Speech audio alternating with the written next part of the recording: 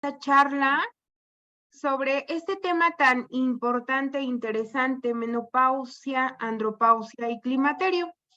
Antes, quiero agradecerles que estén hoy aquí dándose este tiempo a nombre de nuestra directora de Atención a Socios y Cuéntanos, Nayvi Vázquez, y de nuestra gerente, Maru Castillo, y de todo el equipo de Cuéntanos. Les damos la bienvenida y les agradecemos mucho que se conecten el día de hoy para conocer este tema. También les invito para que nos contacten a través del canal de Cuéntanos. Es muy sencillo, pueden hacerlo desde la aplicación de Zeus, en el apartado ¿Cómo me siento hoy? Cuéntanos. Y bueno, para descubrir todo sobre la menopausia, andropausia y climaterio, esta plática, tenemos hoy a la doctora Cecilia Flores y les voy a leer un poquito de lo mucho que ella hace. Ella con su charla del día de hoy nos irá guiando sobre este trabajo que realiza. La doctora, denme un momento, voy a leer un poco de su semblanza. La doctora Cecilia tiene la especialidad en biología de la reproducción humana por el Hospital Juárez de México, la especialidad de ginecología y obstetricia de Centro Médico Nacional La Raza, unidad médica de alta especialidad, Hospital de Ginecología y Obstetricia número 3, certificada por el Consejo Mexicano de Ginecología y Obstetricia AC en Ginecología y Biología de la Reproducción Humana. Colegiado titular del Colegio Mexicano de Especialistas en Ginecología y Obstetricia AC. Miembro de AMMR, FEMECOG, AMEC y AMEGIN. Directora titular de la sección de Ginecología Endocrina de la AMMR, profesor de posgrado para residentes de ginecología obstetricia del Centro Médico Nacional La Raza en planificación familiar, profesor pregrado para estudiantes de medicina de la Universidad Anáhuac de México. Y pues doctora, le agradecemos mucho que esté hoy con nosotros. Le cedo la palabra y estamos a sus órdenes y muy complacidos de que nos pueda compartir este tema tan interesante. Muchísimas gracias. Muy buenas noches a todos. Muchísimas gracias a la Fundación IMSS, a la asociación y finalmente también a ustedes por la presentación y por la invitación para la presentación de este tema en particular. Pues vamos a hablar el día de hoy de menopausia, de andropausia y de climaterio.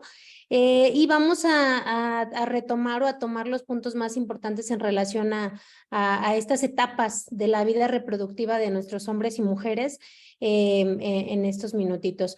Les voy a hablar un poquitito, pues esta es la primera parte del contenido de la plática. Vamos a hablar de la menopausia, vamos a definir qué es la menopausia. Vamos a saber pues un poquito de la epidemiología, saber por qué es importante que hablemos de menopausia en nuestro país, cómo hacemos el diagnóstico y específicamente algunas pautas de tratamiento, ¿no?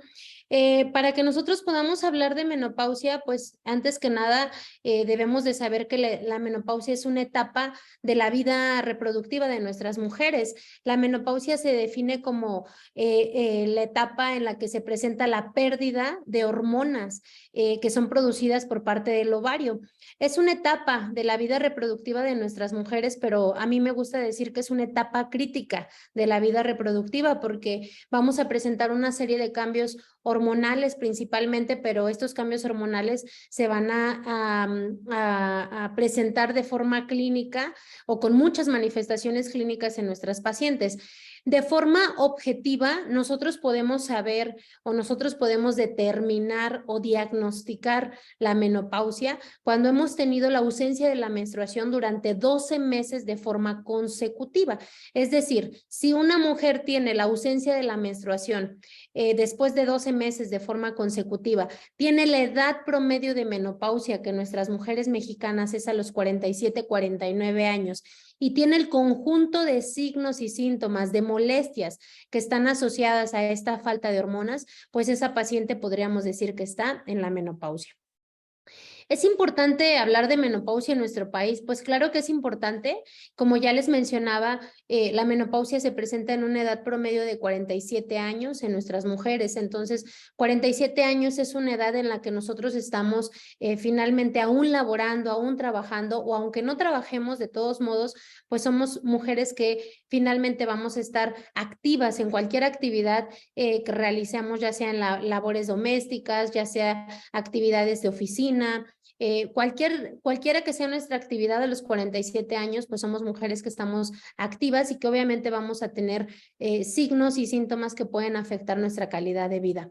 Se espera que para el año 2035, 1 de cada 3 mujeres vamos a estar en alguna etapa del climaterio, vamos a estar en la menopausia, y obviamente si consideramos que nuestra expectativa de vida es a los 83 años, pues más o menos vamos a vivir como unos 30 años, de 25 a 30 años, con los síntomas que están asociados a esta menopausia.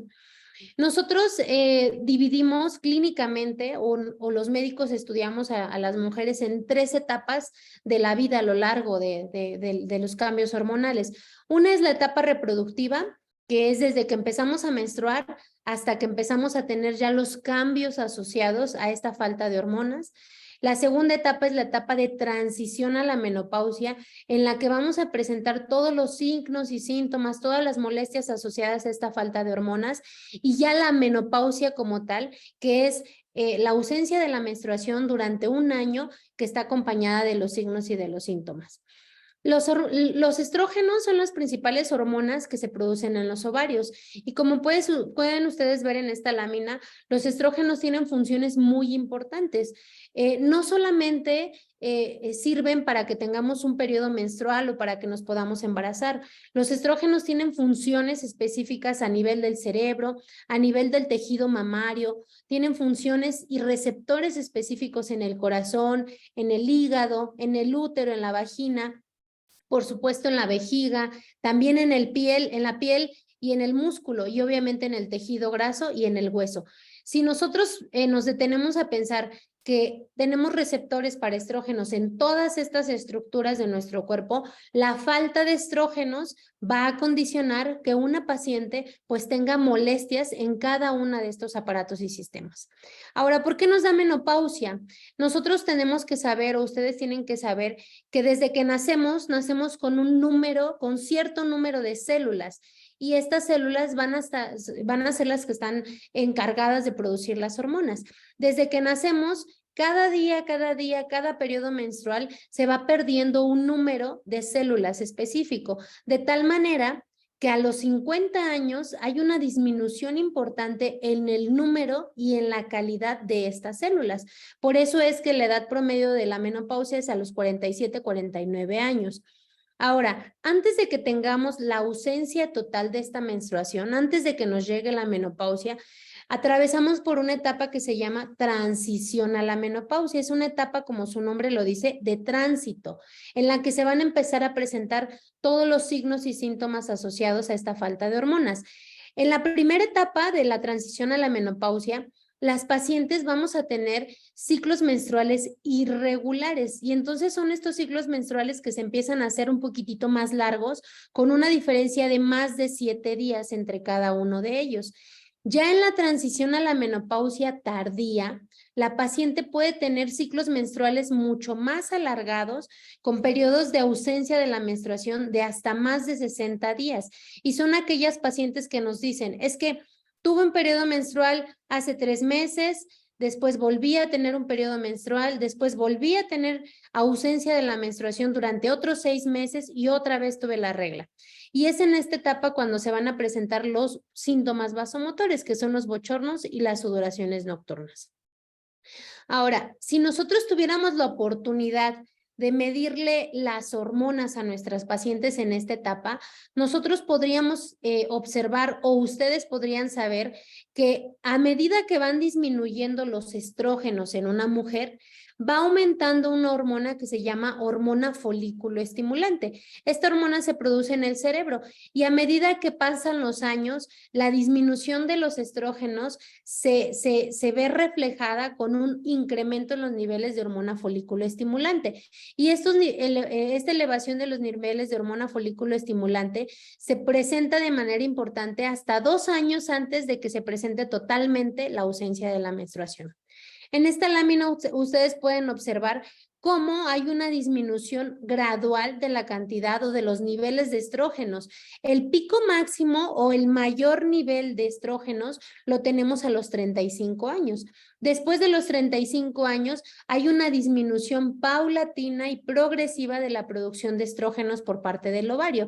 Es importante mencionar que aún a la edad de 80 años tenemos estrógenos, pero son estrógenos diferentes, estrógenos que no cumplen o no son suficientes para que la paciente no tenga las molestias asociadas a esta falta de hormonas.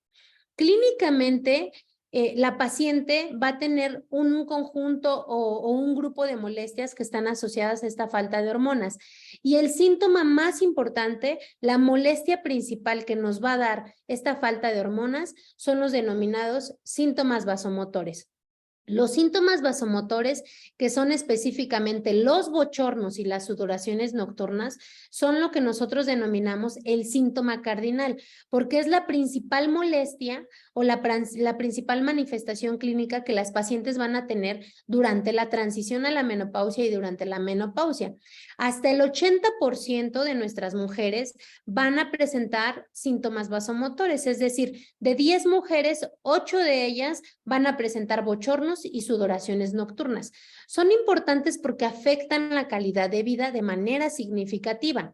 Es muy frecuente que una mujer que está laborando o una mujer que está haciendo sus actividades de manera cotidiana empiece a tener esta sensación de calor que afecta de manera principal con lo que es la cara, el cuello y el tronco superior, y empiece a tener esta sensación de calor inminente acompañada de escalofríos, con una sudoración excesiva que puede incluso condicionar que esta paciente moje su ropa.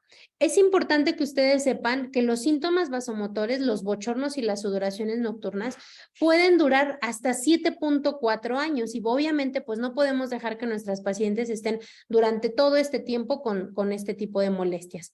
Clínicamente se manifiestan como ustedes lo pueden ver en esta imagen. Es la paciente que en una actividad normal o cotidiana describe como sofocos, como esta falta de aire, como esta sudoración excesiva, una repentina sensación de calor que afecta la cara, el cuello, el pecho y que puede persistir durante varios minutos. Incluye, por supuesto, el enrojecimiento de la cara, el enrojecimiento de las manos, pueden llegar a tener palpitaciones y si esto se presenta en el transcurso de la noche, las pacientes pueden llegar a tener, obviamente, trastornos y alteraciones del sueño.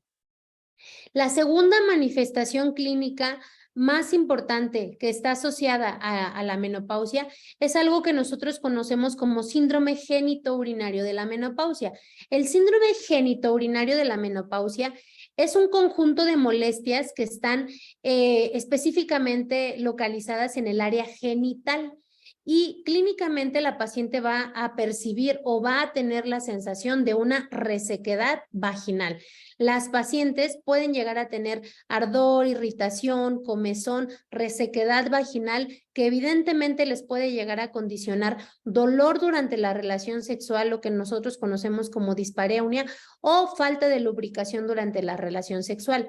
Además, estas pacientes muy frecuentemente tienen síntomas urinarios, como pueden ser ardor para orinar, muchas ganas de ir a orinar de manera continua y constante, van a orinar y se quedan con la sensación de no haber terminado de manera adecuada y son pacientes que pueden recibir múltiples tratamientos para infecciones de vías urinarias que realmente no son a causa de una infección de vías urinarias, sino es a causa de la resequedad vaginal tan importante por la falta de estrógenos. Este síndrome genitourinario de la menopausia se presenta de manera tardía, es decir, es una manifestación clínica que puede presentarse hasta 4 o 5 años después de que haya iniciado la menopausia como tal. Algo que es muy importante que ustedes sepan es que los estrógenos le confieren a las mujeres una protección cardiovascular. Cuando nosotros tenemos la pérdida de estrógenos asociada a la menopausia, el riesgo de tener infarto agudo al miocardio, de tener dislipidemia o alteraciones en el colesterol y en los triglicéridos es mucho más alto. Además, también hay un incremento en el riesgo de enfermedades arteriovenosas y de eventos vasculares cerebrales. Los estrógenos dan protección cardiovascular a las mujeres hasta la edad de la menopausia. Una vez que llega esta falta de estrógenos, hay incremento en el riesgo importante de padecer todas estas enfermedades. Como ya les mencionaba, también las pacientes pueden llegar a tener alteraciones en sus lípidos. Son mujeres que normalmente van a tener niveles de colesterol total elevados, pueden tener niveles de colesterol LDL, que es el más aterogénico o el que provoca que en las arterias se forme la placa de ateroma, y obviamente disminución del colesterol bueno o colesterol HDL. Otros cambios asociados a esta falta de hormonas son cambios o modificaciones en la distribución de la grasa corporal. Es muy frecuente que las mujeres en la menopausia experimenten esta dificultad para bajar de peso, y además van a tener de manera importante una acumulación de grasa a nivel de la cintura. Esto es algo muy frecuente y es una queja muy frecuente de nuestras pacientes. Son pacientes que aún haciendo actividad física o aún teniendo un régimen alimenticio adecuado, no logran bajar de peso y al contrario, pueden experimentar un incremento de peso importante por esta redistribución de la grasa que se presenta secundario a la falta de hormonas. Cambios en la piel, en la distribución del vello. Hay una disminución importante en las fibras de colágeno, por eso es que aparecen pues, las arrugas. La piel se hace más sensible a los rayos ultravioleta, por eso es que la piel empieza a tener también la aparición de manchas hipercrómicas o manchitas en la piel. Evidentemente hay un incremento en la producción de andrógenos y es por eso que las pacientes en la menopausia pueden experimentar la salida de vellito en áreas en las que normalmente no estaban expuestas al vello, como puede ser la barba y el bigote. El hueso también se ve afectado, puesto que en la menopausia hay un incremento en el recambio óseo, y es importante porque estas mujeres pueden llegar a presentar un incremento en el riesgo de osteopenia o incluso de osteoporosis. Los síntomas psicológicos y las alteraciones en el estado de ánimo también se presentan de manera importante. Hasta el 75% de las mujeres en la menopausia pueden tener alteraciones en el ánimo, depresión, ansiedad, irritabilidad, alteraciones en el sueño, no descansan de manera adecuada, evidentemente asociado a los síntomas vasomotores que mencionábamos, y tienen un mayor riesgo de depresión. Los síntomas neuropsicológicos también se presentan. Está demostrado que en la menopausia podemos llegar a tener una disminución de la memoria a corto plazo, una disminución de la función cognitiva, y hay un incremento en el riesgo de la enfermedad de Alzheimer y de la demencia. Se ha observado o sabemos que la edad es un factor importante para que presentemos todas estas alteraciones neuropsicológicas, pero sí se ha observado que en las mujeres que recibieron terapia de reemplazo hormonal, comparadas con aquellas que no la recibieron, tuvieron un mayor riesgo de presentar estas enfermedades. La sexualidad también se afecta de manera importante, y esto es algo que nosotros tenemos que comunicar a nuestras pacientes. Muchas de las pacientes experimentan la menopausia como una etapa de duelo, porque hay la pérdida de la menstruación, hay la pérdida de la función reproductiva y hay la pérdida también de la sexualidad. ¿Por qué? Pues porque hay una disminución de la lubricación durante la relación sexual, hay la resequedad vaginal que va a impedir que las relaciones sexuales sean satisfactorias. Los bochornos y las sudoraciones nocturnas pueden limitar de forma importante las relaciones sexuales, además de que hay una disminución del deseo sexual que se presenta de manera normal. Nosotros podemos hacer el diagnóstico, o cómo podemos saber que una paciente ya está en menopausia. Pues evidentemente tenemos que hacer un interrogatorio buscando a través de la historia clínica antecedentes heredofamiliares o antecedentes que nos puedan orientar sobre la edad promedio en la que estas pacientes van a tener la menopausia. El tabaquismo es una de las situaciones que puede agravar los síntomas asociados a la menopausia o puede acelerar la menopausia, es decir, que la menopausia nos llega a una edad mucho más temprana. Enfermedades crónicas y degenerativas que pueden hacer que los síntomas sean mucho más severos, como es la diabetes o la hipertensión. El antecedente de cirugías. Si la paciente tiene el antecedente de haber sido sometida a una cirugía donde se le hizo la extirpación de ambos ovarios, eso se considera como una menopausia quirúrgica y esas pacientes deben y muy probablemente van a necesitar terapia de reemplazo hormonal. Es importante que hagamos una exploración física completa. Las pacientes deben de ser revisadas de pies a cabeza. Yo siempre les comento a los pacientes que les tenemos que hacer una evaluación nutricional, evaluar el peso, la talla, el índice de masa corporal, examinar muy bien la tiroides porque durante la menopausia, la tiroides, que es una glándula endocrina, presenta de manera muy importante y muy frecuente alteraciones en su función. Exploración de mamas también debemos de realizar, exploración abdominal y evidentemente también su exploración ginecológica. Dentro de los exámenes de laboratorio y gabinete que podríamos o tendríamos que solicitar a nuestras pacientes, es importante siempre considerar un perfil de lípidos, pues lo que ya les mencionaba, que estas pacientes en la menopausia van a tener alteraciones con niveles mucho más elevados de colesterol total, niveles más elevados de triglicéridos y también tenemos que solicitar niveles de hormona tiroidea. Hay que pedirles un ultrasonido endovaginal, tomarles su citología cervicovaginal, realizarles colposcopía y mastografía a las pacientes que así lo requieran, dependiendo de la edad, y la densitometría ósea en también aquellas pacientes que lo ameriten por edad.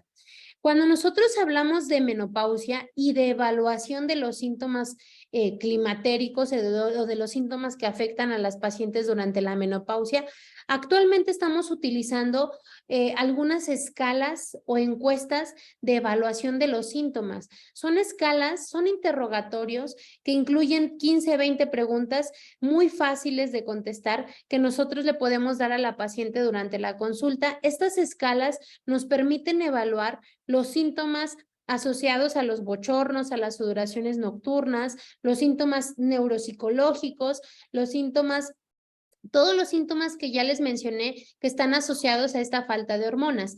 De las 3 escalas que más utilizamos son las que aquí les menciono, la escala de Grimm, el cuestionario de Gerry-Gass y la escala de Menopause Ranking Scale.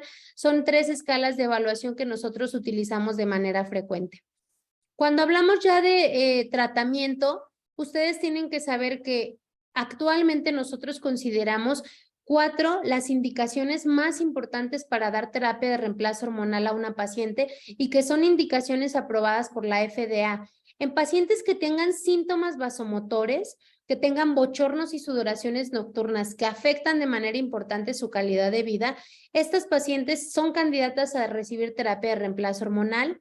En pacientes que tengamos riesgo de pérdida de la masa ósea, es decir, pacientes que tengan un riesgo importante de presentar osteopenia u osteoporosis, en estas pacientes podemos dar terapia de reemplazo hormonal con el objetivo de prevenir la pérdida de masa ósea y reducir el riesgo de fracturas en mujeres posmenopáusicas.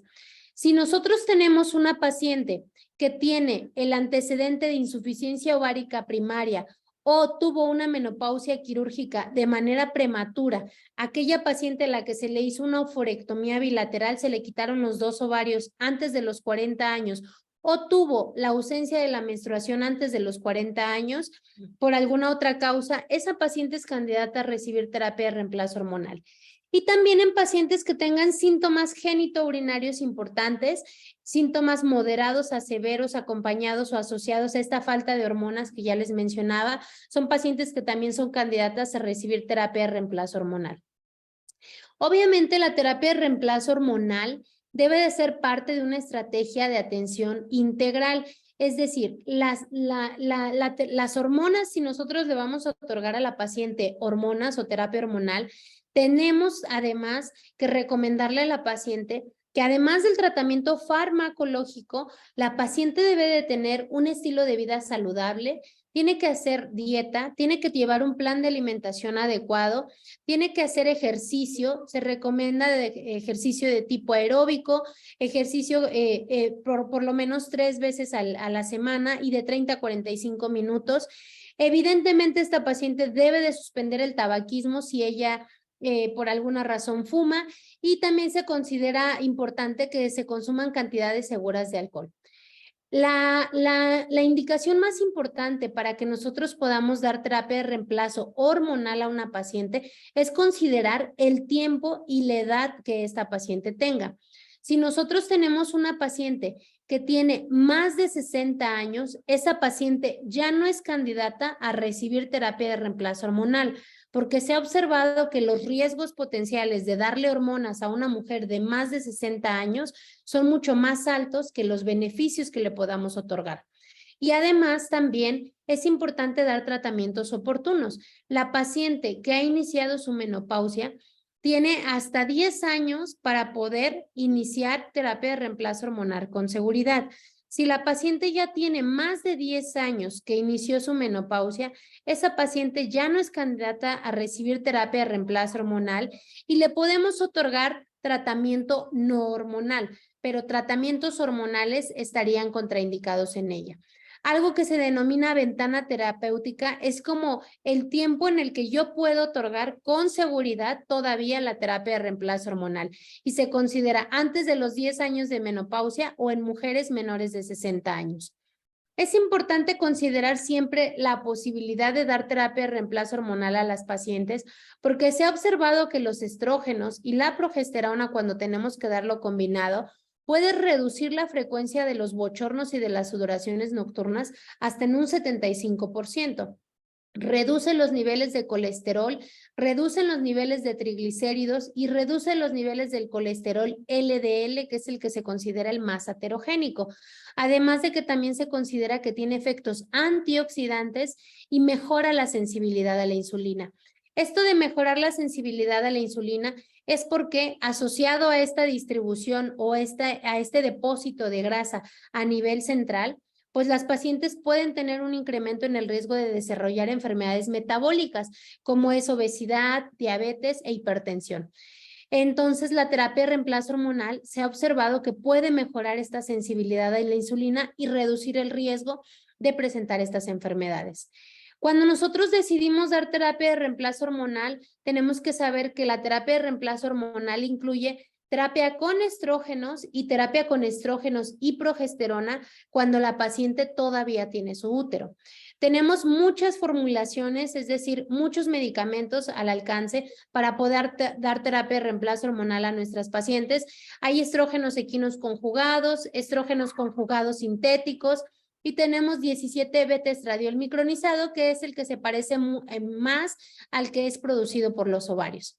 Cuando la paciente tiene el útero, es decir, cuando la paciente tiene su matriz, tiene su útero, esta paciente requiere terapia combinada. Le tenemos que dar estrógenos junto con progesterona. Eso es algo muy importante que debemos de saber, y nosotros debemos de otorgar terapia combinada con progestágenos. Hay progestágenos que son sintéticos y actualmente se considera que la progesterona natural micronizada es la mejor opción para poder dar terapia de reemplazo hormonal combinado a nuestras pacientes. La vía de administración, nosotros podemos tomar la terapia de reemplazo hormonal o administrar la terapia de reemplazo hormonal, ya sea en medicamento tomado a través de las pastillas o por vía transdérmica. Cuando es por vía transdérmica puede ser a través de parches, de aerosoles o de geles transdérmicos. Actualmente no hay evidencias que nos digan o que nos demuestren cuál sería mejor, si la vía de administración por vía oral o la vía de administración por vía transdérmica. Pero lo que sí sabemos es que cuando se administra por vía transdérmica, es decir, en forma de parches, de aerosoles o de geles, la paciente evita que el hígado metabolice estos medicamentos, y esa es una forma de proteger también a nuestra paciente, de tal manera que se considera que la vía de administración transdérmica puede evitar el paso a través del hígado y con esto pues proteger un poquitito también a este órgano. La dosis, siempre se considera que debemos de dar dosis o iniciar o tomar la dosis más baja recomendada, es decir, tenemos que iniciar con dosis bajitas para que nosotros podamos evaluar la respuesta y saber cómo nos sentimos con el medicamento. Y dependiendo de la respuesta que tengamos, podemos nosotros ir aumentando la dosis o el médico puede ir aumentando la dosis del medicamento hasta obtener la dosis que pueda mejorar la sintomatología en esta paciente con un menor con los menores riesgos posibles. Obviamente, como cualquier medicamento, si nosotros vamos a dar terapia de reemplazo hormonal, tenemos que saber que no está exenta de efectos adversos. En realidad o en general, lo que dicen las publicaciones es que los riesgos de dar terapia de reemplazo hormonal son raros, menos de 10 casos por cada 10,000 personas que reciben terapia de reemplazo hormonal al año. Y los riesgos que se han asociado a la terapia de reemplazo hormonal son eventos tromboembólicos y enfermedades de la vesícula biliar de manera principal. Y en aquellas mujeres que tengan su útero, que tengan su matriz, es muy necesario que reciban terapia con progesterona para que evitemos que haya crecimiento de un tejido que se llama endometrio dentro del útero y esto nos puede condicionar algo que se llama hiperplasia endometrial. Si nosotros vamos a considerar tomar o dar terapia de reemplazo hormonal a nuestras pacientes, es importante considerar que hay contraindicaciones absolutas. ¿Quién no puede tomar terapia de reemplazo hormonal?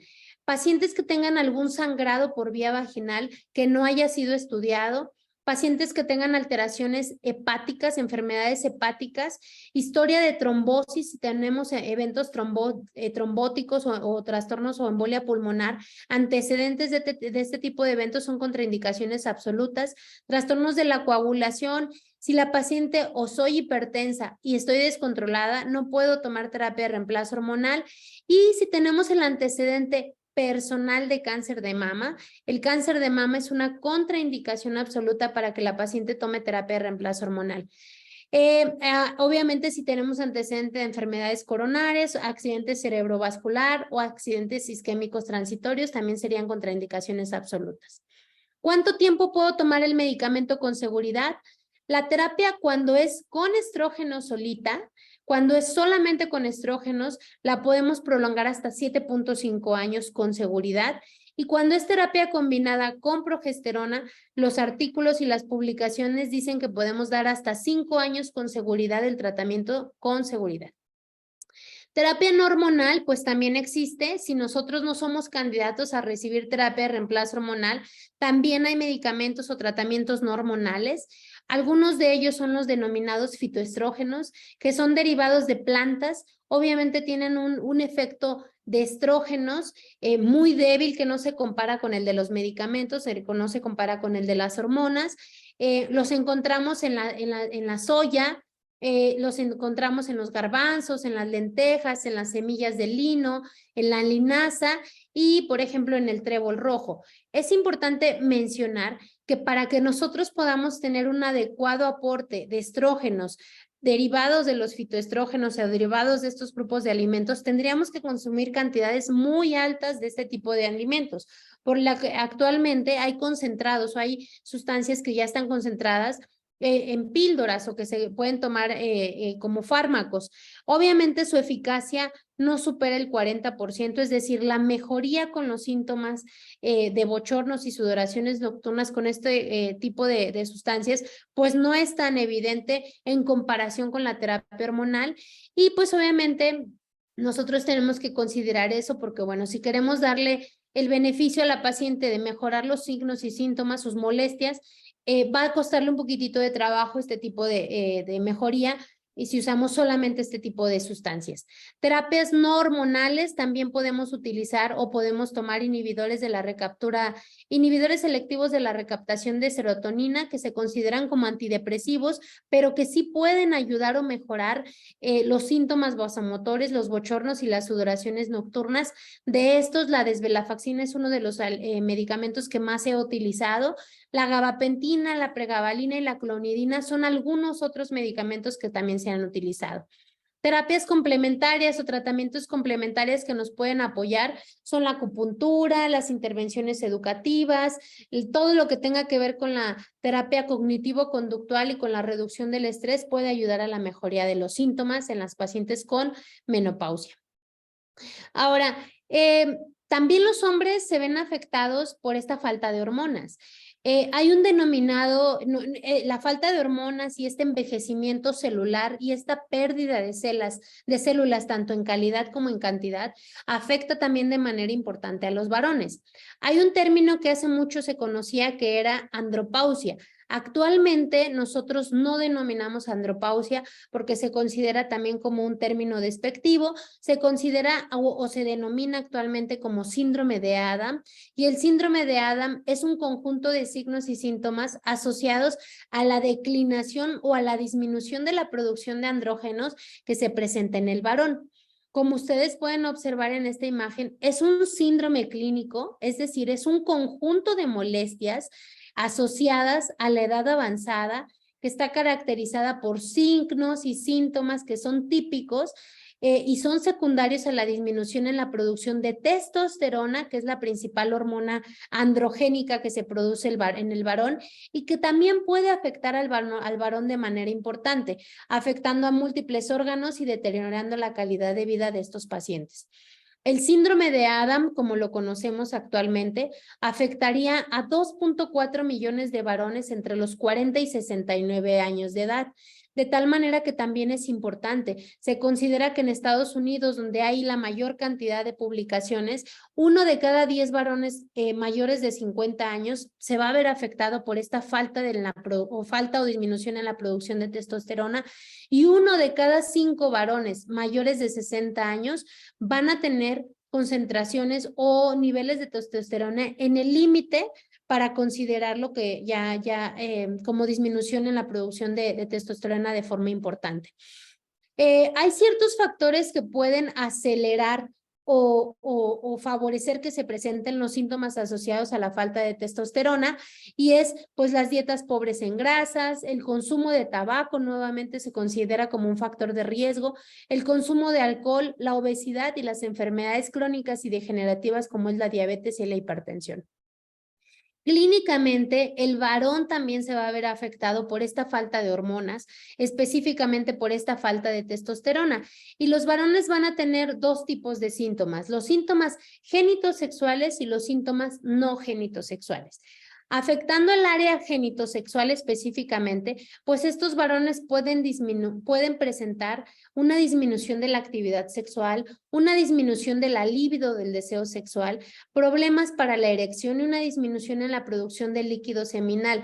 La disminución en el líquido seminal va a afectar también de manera importante la calidad del semen, y es por eso también que la fertilidad de estos hombres va a disminuir de manera importante después de los 60 años. Obviamente todo eso va a repercutir para que los varones después de los 60 años presenten de manera importante problemas para poder alcanzar el orgasmo y la eyaculación.